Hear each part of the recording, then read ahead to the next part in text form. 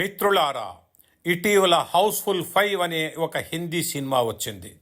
సినిమాలో countless heroes heroines ఉన్నారు, పెద్ద పెద్ద హీరోలు. నిర్మాత దర్శకులు ఏం ఆలోచిస్తున్నారంటే, మనము కాస్టింగ్స్ ఎక్కువగా పెడితే జనం ఎక్కువ వస్తారని వెకిలి చేష్టల కామెడీతో సినిమా తీశారు.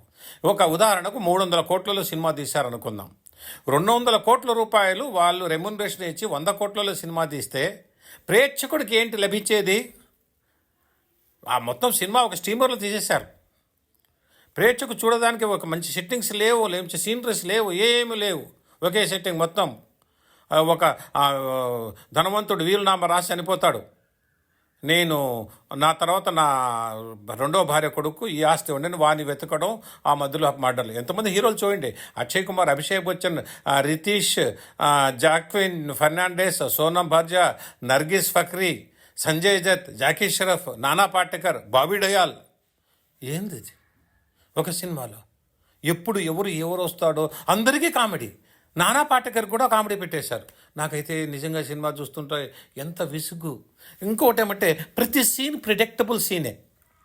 తర్వాత ఇలా జరుగుతుంది, తర్వాత ఇది కాబోతుంది అని ప్రేక్షకులను పిచ్చివాడుగా చేసి నిజంగా వాళ్ళు సినిమా తీశారు. సినిమా వాళ్ళు ఒకవేళ థియేటర్లో విడుదలైన తర్వాత చూస్తే వాళ్ళు సిగ్గుపడేలా ఉంటుంది. ఇలాంటి సినిమాలో మేము నటించింది ఏమన్నా ఉందా అని చెప్పి. ఇక మీదట రోజులు మారుతున్నాయి, చక్కని సినిమాలు వస్తున్నాయి, చక్కని స్క్రీన్ ప్లే జరుగుతున్నది.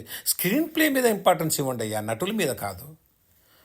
మహా నటులను తీసుకెళ్ళి, నానా పాటేకర్ లాంటి నటులను తీసుకెళ్ళి ఆ సినిమాలో కామెడీ పీస్ లాగా చేసి అందరూ నవ్వుపాటు కావడం తప్ప వేరేది ఏముంది?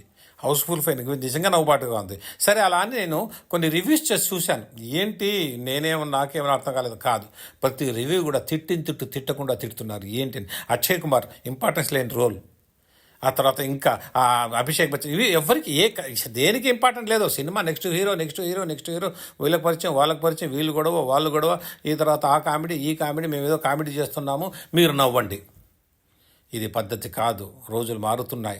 స్క్రీన్ ప్లేకి ఇంపార్టెన్స్ ఇస్తున్నారు, కథకు ఇంపార్టెన్స్ ఇస్తున్నారు, మారల్స్ ఇంపార్టెన్స్ ఇస్తున్నారు. ఇప్పుడు కామెడీ పేరుతో మీరు నవ్వుబాటు కాకుండా ఇక మీటైన సినిమా తీసేటప్పుడు 10 సార్లు ఆలోచించి చక్కని స్క్రీన్ ప్లే మీద ఇంపార్టెన్స్ ఇవ్వండి. ఒకరోజు కాదు, 2-3 ఇయర్స్ స్క్రీన్ ప్లే మీద కూర్చోండి.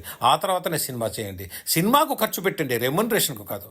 కాబట్టి భవిష్యత్తులో మీరు తీయబోయే సినిమా రెమ్యునరేషన్ కాకుండా సినిమాపై దృష్టి పెంచి గొప్పగా సినిమా తీసి ఎంత బాగుంది సినిమా అనిపించేలా ఉంటుందని ప్రతి ప్రేక్షకుడు కోరుకుంటున్నాను. నేను కూడా అదే మీకు మనస్ఫూర్తిగా కోరుకుంటున్నాను. ఇట్లు మీ ఇబ్రాహీం ఖాన్.